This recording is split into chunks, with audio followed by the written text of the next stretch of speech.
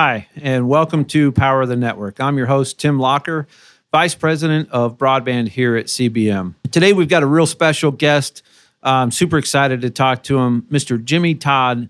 He's not only the CEO of Nex-Tech, but he's also on many industry boards and spends a bunch of time working for us, fighting for legislation for broadband. I'm excited to welcome him, and let's jump in and see what he's doing for us. Jimmy, thank you so much for joining us today. I know you've got a crazy busy schedule. We've tried to get you on for a while, but I'm glad you finally made it. It's great to finally meet you. Thank you so much for being here. Certainly. I watched a YouTube video that's from about 10 years ago when you were just being brought on board at Nex-Tech, the fourth CEO there. And one of the things you'd mentioned at that point was your priority was try to get your hands around, what's going on, what everybody's doing, and yet stay out of the way as well. Have you been able to not micromanage your people and still be in the loop of what needs to go on? Tell me about that. Yeah, I was very fortunate. I inherited a fantastic team at Nex-Tech, and in those early days, it was really just trying to get a feel for how things operate, why we do what we do, and then try and figure out how can I best complement the team that I had. Yeah. So, in the early days, that really was kind of the focus. Take a look at little tweaks here and there, and, then grow the comfort level working with the exec team and working with the team in general to try and find ways that we can continue to grow, diversify, and be even better. So, looking at operations, looking at culture, looking at, the financial aspects of the company. And I have to say, it was a fun transition, being able to be there and see what we were already doing and then see the potential for what we could do beyond that. So how long do you think that what would you say the transition took in terms of time where you really felt like, okay, now we're gonna do some stuff? It was within the first couple of years. Okay. It's just seeing how things work with the changes that you start to implement, right? Because one of the things that I learned a long time ago, if you don't take the effort to make changes and see how things go, then you don't change, you don't evolve. Yeah. Sometimes those changes are wonderful and go in a great direction, and sometimes they don't. And you have to adjust from that, learn from that, and learn how to be better. So it was, some of that in the beginning, but, again, having a great exec team, having a great team in general at Nex-Tech made that a lot easier. Yeah, that's awesome. You have to, you got to wait a little while to see the results, right? But you have to also have the courage to make that commitment and do things different. Yes, sir. If you always do what you've always done, you'll always get what you've always gotten, right? Exactly. Same old thing. So that's great. What does it look like now for you 10 years in? I'm sure things have had to have changed a bunch. Your priorities are probably a lot different. What does a day in the life of Jimmy Todd look like now? The thing about it is looking to find ways to continue to grow and reach customers that are unserved from a fiber standpoint, because I still believe that, regardless of where you're at in this country, you need fiber connectivity. We look at ways to expand outside of our cooperative footprint and into the other markets that we built out. But, some of the things that we started years ago, providing business services, IT, MSP services, were needed. Well, think about today, cybersecurity and the potential for data issues and things like that. That continues to be an opportunity for us to grow.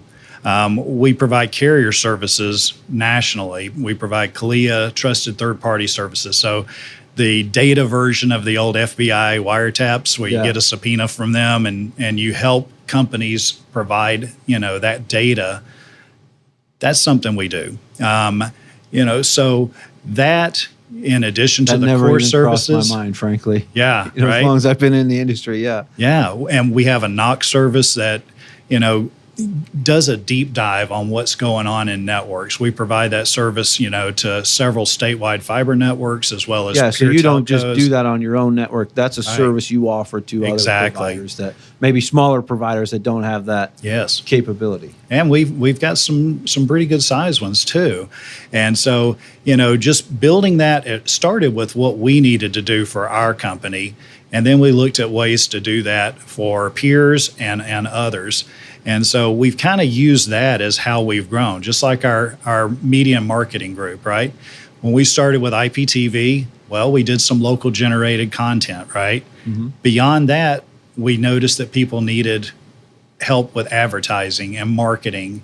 So it started as something to help our small and mid-sized businesses in the areas we served and continued to grow where, you know, we started helping pure telcos and broadband providers to do those same kind of things because we had built that internally and then it was an opportunity to expand that to help others.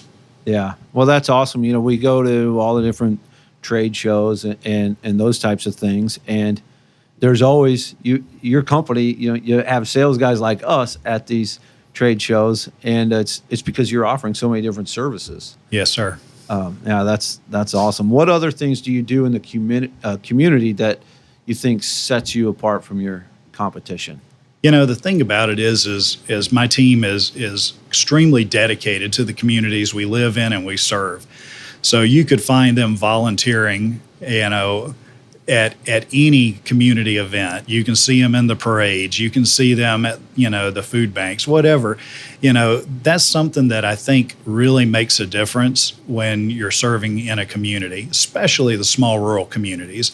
So, I know that's something that's important to you. Actually, you know, you kind of started out in the with Bell companies, but right. The draw to community is what got you where you're at, frankly. Absolutely. I'm a small town country boy. And so, you know, my heart is being in small towns and rural areas. And I want to see them be able to have the services that they need to be successful and to thrive.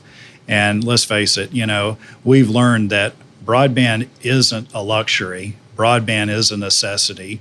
So being able to continue to expand fiber connectivity and provide, you know, state-of-the-art broadband services across rural America is huge. So that's something that I've been focused on. I mean, think about things like precision ag. You're not going to get that with, you know, better than okay connectivity. Having a fiber last mile connection to that farm and ranch headquarters will allow you to have that last acre network where you have connectivity to the items that are out there, whether it be a combine, whether it be a drone, whether it be sensors. You know, that connectivity to the farm and ranch headquarters is key for the success of that last acre network. What percentage of broadband providers do you think are touching that market? I know of a couple in Iowa that do. Talking about precision ag. Yeah. You know, it's one of those things that's different. So we as broadband providers, we provide that last mile connectivity because that's how our networks are built. But you are seeing some pilot projects take place between farm operations and some of the rural providers. I'm aware of a few of them around the country in different areas, but there's a lot of technicality to precision ag, and having the connectivity that you need for the future of precision ag, you know, is different than what the traditional farm has, the small and mid-sized farms, right? When you get into the big corporate operations, it's a whole different ballgame. But when you're looking at the small and mid-sized farms, they generally don't have an IT guy on staff. Yeah. So that's where I see, you know, folks like my company and our peers being able to provide that kind of support for those last acre networks in the future. Yeah, and that's one of those things that you know, goes back to setting yourselves apart, right? Right. A question on the precision ag, does that also involve, I guess the network I'm thinking of also involves some cellular spectrum? Well, can it be a combination of both there? It could be. You know, when you start thinking about the last acre network, it is going to have to be wireless because, you know, if you've got a sensor on a cow, okay, you're not going to have fiber connected to it. Yeah. If you've got sensors remotely in soil, dispersed throughout an area, you're generally going to reach those wirelessly. Everything from low raw WAN to high throughput type capacities for like drone where you got video or something like that. So you're going to have a variety of wireless connectivities that are necessary, in my opinion, for the future of precision ag. Now, can that be done with cellular? Yes. You're looking at some companies that are trying to do private 5G networks, right? Or private LTE networks. Again, reaching that last acre, right? But eventually, as the data continues to grow, having edge computing devices at the farm and ranch headquarters are going to be more and more important. And again, that fiber connectivity to get there is even that much more important. Well, that's awesome. I'm glad you touched on that subject because I think that's something that a lot of folks don't think about. Right. But there's a lot of technology that's going into farming these days. Yes, it is. Sure. So one of the things you're spending a lot of time doing now is working with legislators to try to help not only your company, but all the other broadband providers out there. Tell me some of the things that you've been working on. So, the thing that I've been involved in for about 7 years now is trying to help people understand the impact of edge providers, primarily streaming video over the network. My company and a lot of my peers operate in high-cost rural areas.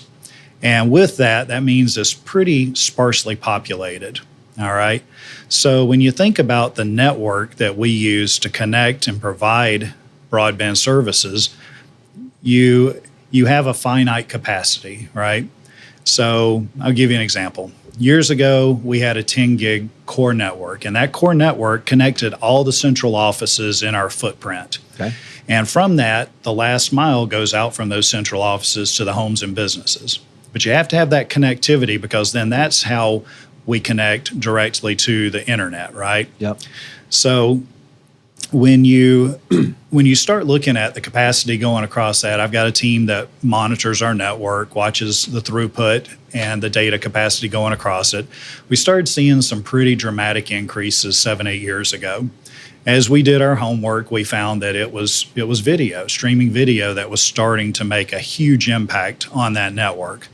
Well, that network is the same network that provides telehealth, public safety, education, you name it. Everything is still going across that same core network, right? The challenge is as it continued to get more and more full for capacity, we had to be proactive and start making investments. That 10 gig network was going to get oversaturated. Well, the problem is this. So you drive to work and you go down highways and such. So if you're on that highway and there's no traffic, you can change lanes, you can exit, you can get on the lane, and there's no issues. The fuller more traffic that you have going across that network, then you start having trouble changing lanes, exiting, things like that. An IP network is similar. Once you hit about 85% capacity, that's when you start seeing network anomalies, which cause either slowing down of data or can cause data disruptions, right? So we knew that we needed to invest in that core network as well as our connectivity going towards like Kansas City and Denver to reach the internet cloud. And so we took a look at, okay, what does it cost for us to increase our capacity from 10 to 40 gig? Then we looked at 10 to 100 gig. Well, at the time, the cost to go from 10 to 100 was just a little bit more than going from 10 to 40, but it gave us a little more runway on that growth. So we had to invest millions of dollars to upgrade the electronics. Now the fiber's already there. Yeah, that's one thing that like slips my mind when you think about what we do and who we sell to. We're thinking, okay, the last mile. We're talking fiber, but there's a bunch of operational expenses behind all that. Yes, that we oftentimes don't think of. So we had to upgrade the electronics around that core network and, of course, increase our pipes leaving our network and going upstream, what's called the middle mile, right? Yeah. So we spent millions of dollars to make those investments. Now, we finished that project. It was a 3-year project that we finished about 2.5 years ago. We are already having to start preparing for the next upgrades because of how fast the amount of data has grown on that network. So, well, it's important that my daughter's Snapchat gets to her friends. Yes. Right? I mean, that's yes. So much of it is frivolous, but that's just the way the world is. So, we started making people aware of that issue in members of Congress, meeting with them. We had some early legislation several years ago to address that. It continued to have to build awareness. Commissioner Carr had come out several years ago with a Newsweek article talking about getting edge providers to contribute to. So when you say edge provider, you're talking a Netflix or a YouTube, Google TV, yes, or a major content hub, right, like this. Okay, and they continue to keep popping up, and so more and more of what used to be linear video has transitioned to streaming video. Well, as you can imagine, that just continues to grow the amount of data that goes across the network. And the thing about it is these folks are pretty smart. They, visiting with the folks at one of the companies you just mentioned, we talked about adaptive bitrate technology. So they have the ability to sense the capacity of the network going to that device that people are viewing from, right?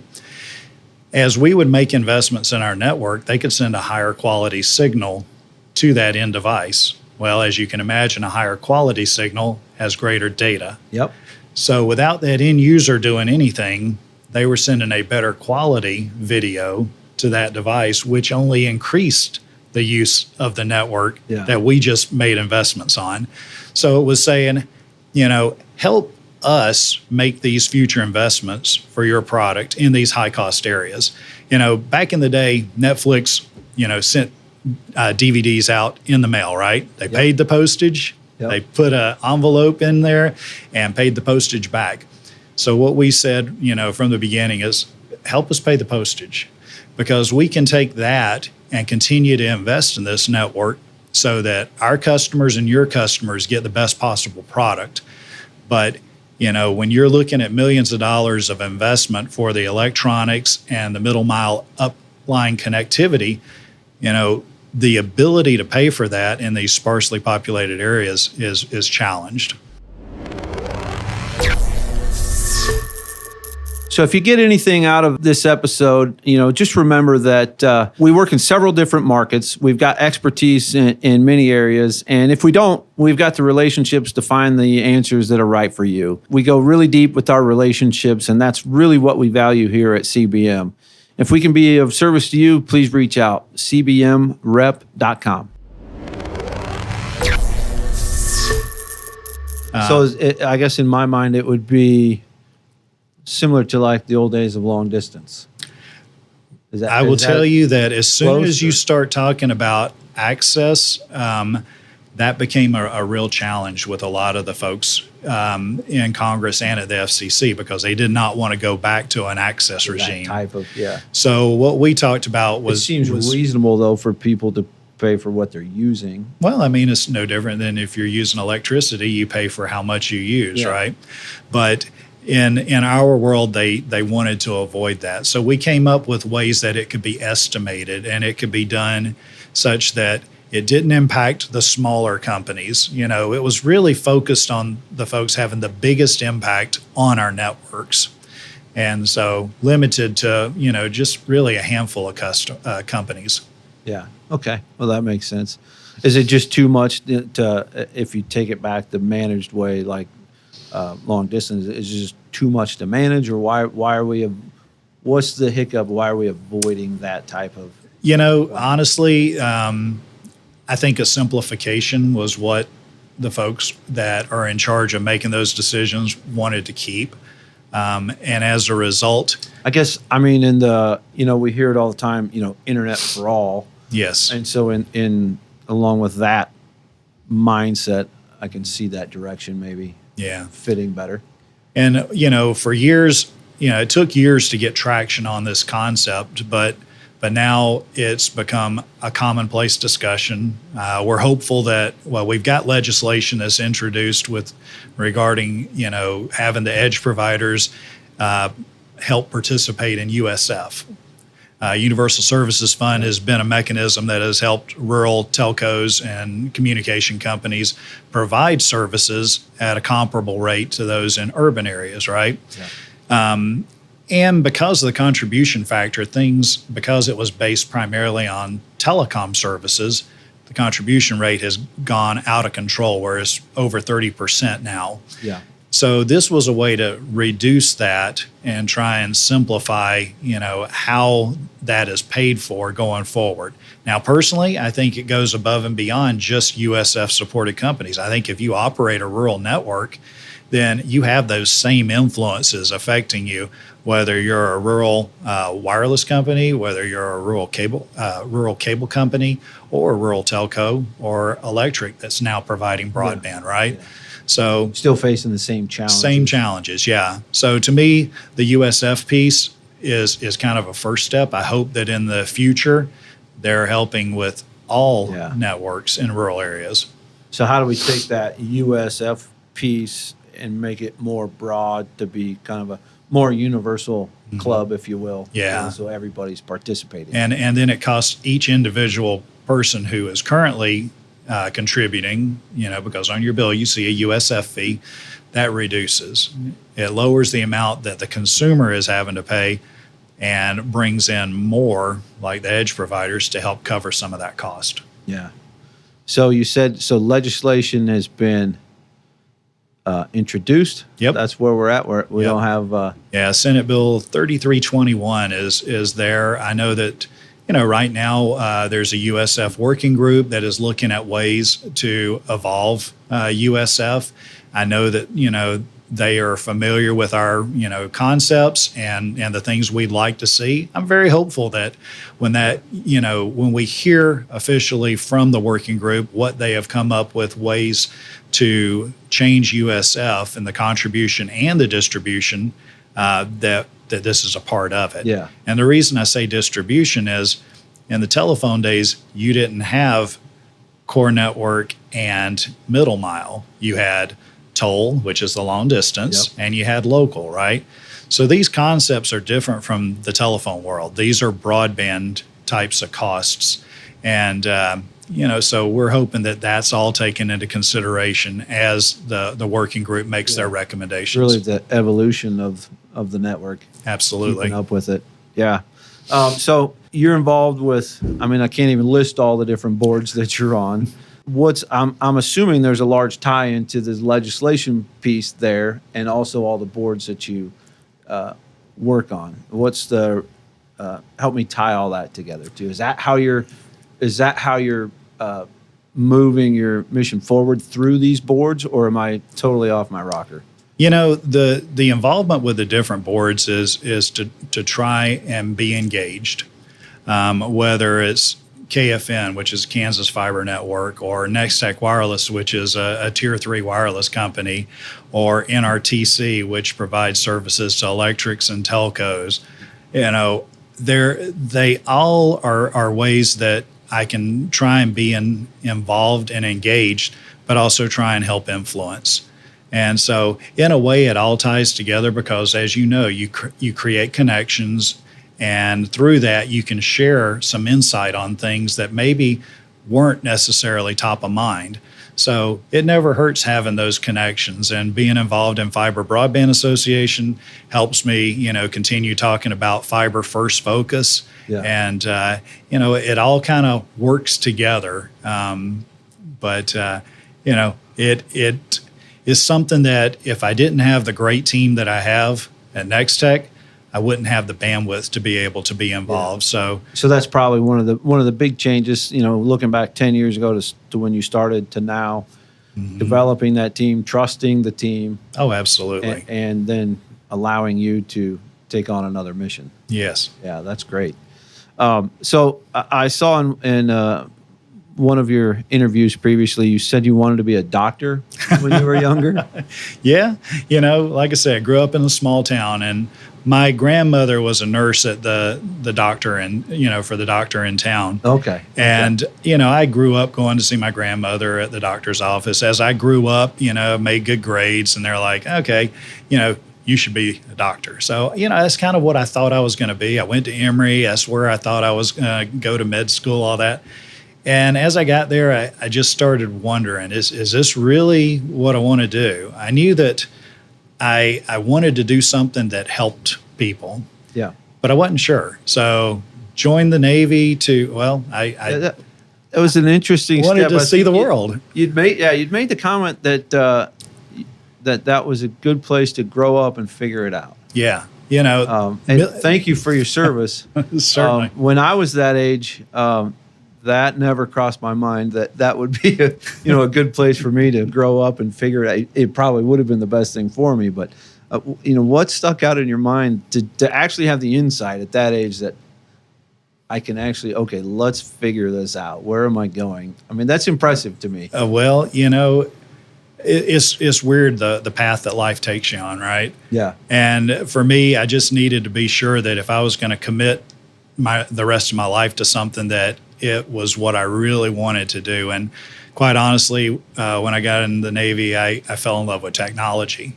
And so I still had that drive to want to do things to help my communities and such, but I started looking at it from a technology perspective. Yeah, okay. And so, did the Navy time, got out, missed the military, ended up doing Army Guard, and ended up spending, part of that time active duty. So it was the first Gulf War? So the Navy time was first Gulf War. Okay.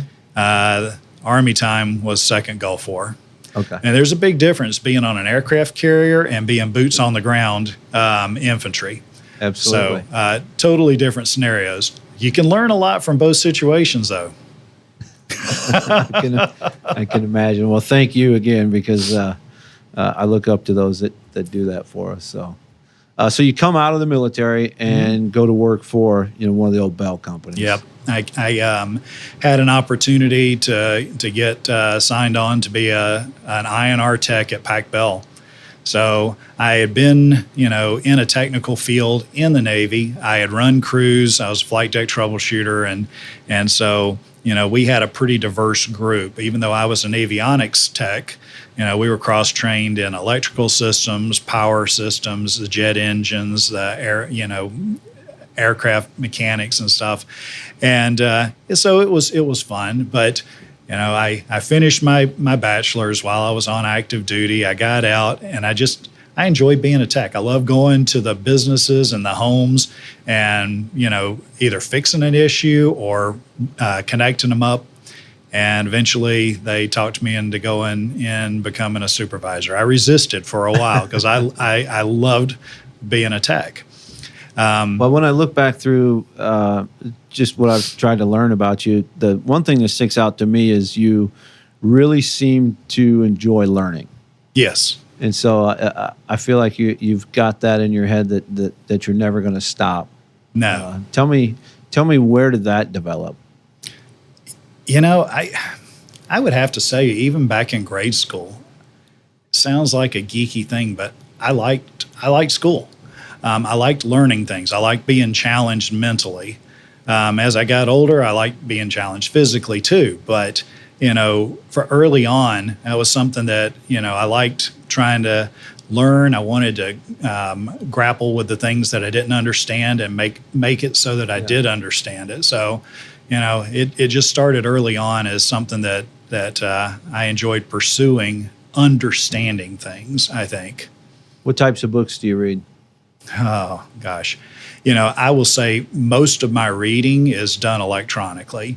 Yeah. Whether it's through industry publications or newsletters, magazines that are tied to either leadership or the industry.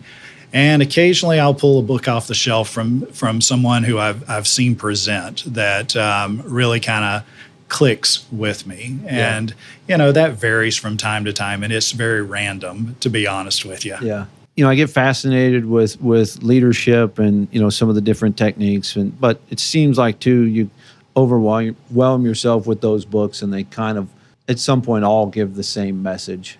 So you kind of got to be careful what you pick. But I've recently just kind of started on some true stories from Native Americans, way back in the, as we were kind of conquering the West, if you will. And some of the stories are quite interesting. Sometimes gruesome and awful, and you look at what we've done as a society.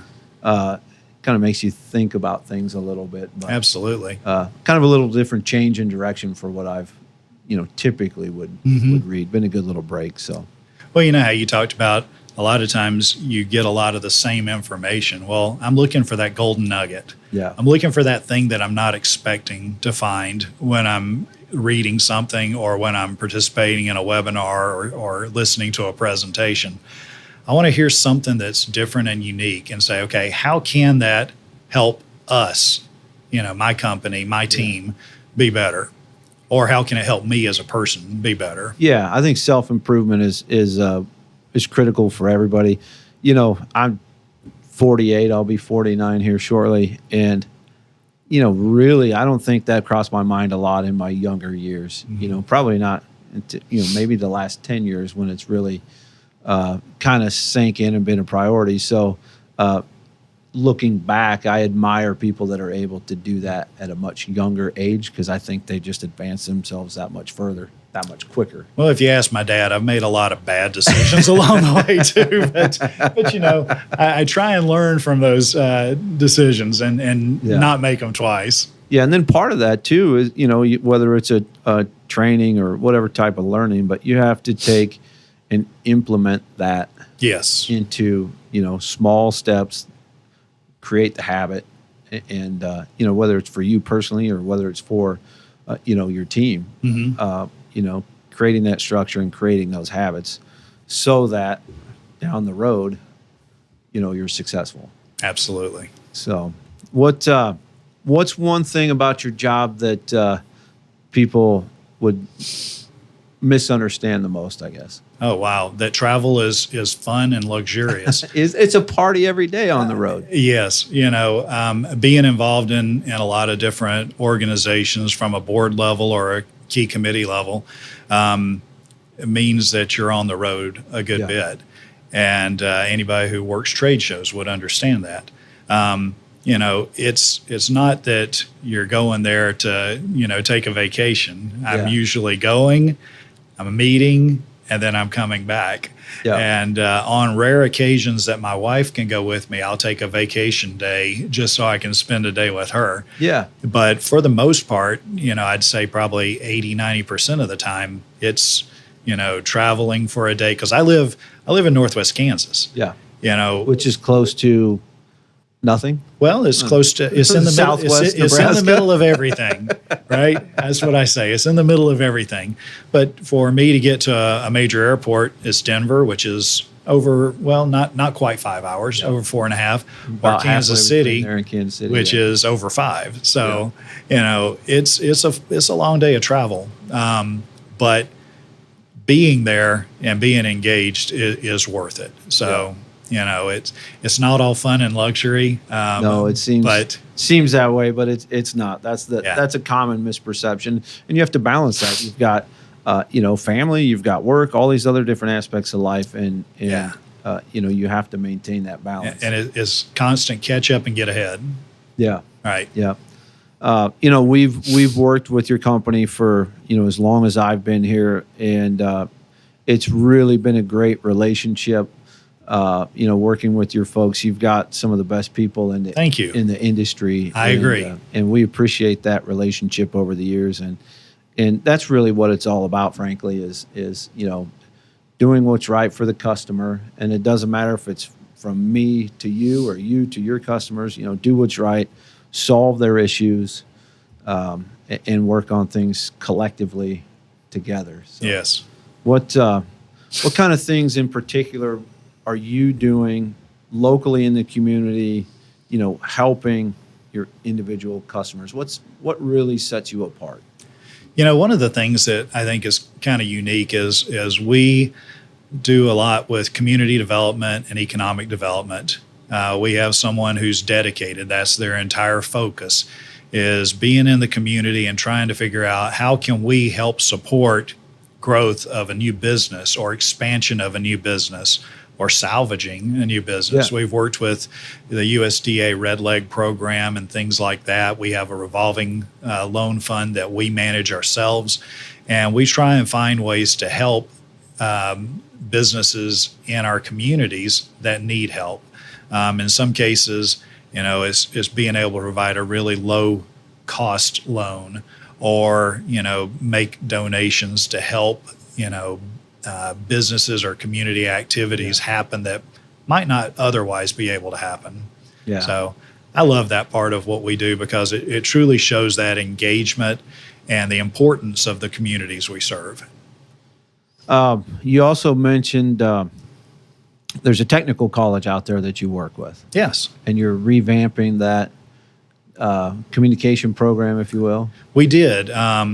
Mike Pollock, who's my COO, this became one of his pet projects a few years ago. The technical college had basically, they weren't getting students for the telecom program. And so we got involved and we said, we think that there's a way to revamp it so that it focuses more on today's types of services that we provide.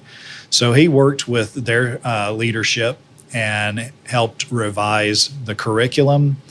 We started sponsoring some students that will go through the training and then do internships with us. Oh, nice. Yeah. And hopefully become long-term employees. Yeah. And so, it was a mutual benefit for them being able to get that program going again and make it relevant to today. But for us, our peers, having something that we knew that they were going to be able to go through the training and then come out and be productive, as a technician in the field immediately was a win-win. Well, that's one of the biggest challenges I think that everybody face. If you ask anybody, it's hard to find good employees. Mm-hmm. And obviously with all the different funding available and the broadband plans over the next several years, people are in a shortage. Yes. So, yeah, I think that's great how you figured out a way to help people, help the college, and then back around and help yourself. So absolutely, I think that's great. Is there anything else you want to get off your chest before we let you go? I think we've covered a good bit today. Did a good bit. Well, it was great to meet you. Like I said, I know we've worked together over the years, but you and I hadn't personally met, and so I'm grateful that you came in and got a chance to talk to us, and we'll let you get back to Western Kansas. Thank you, sir. Thank you. Thanks again for joining us today, and thanks to Jimmy Todd for everything he does, not only for us, but for everybody in the industry, fighting on our behalf with legislation. So thank you, Jimmy, for everything you do. If you'd be so kind, please like, comment, subscribe. We'd like to hear some comments from you, some feedback, what you'd like to see moving forward. We appreciate your feedback. If you're looking for representation or service expertise on a project, please reach out to us here at CBM. That's cbmrep.com. Until next time, thank you for joining Power the Network.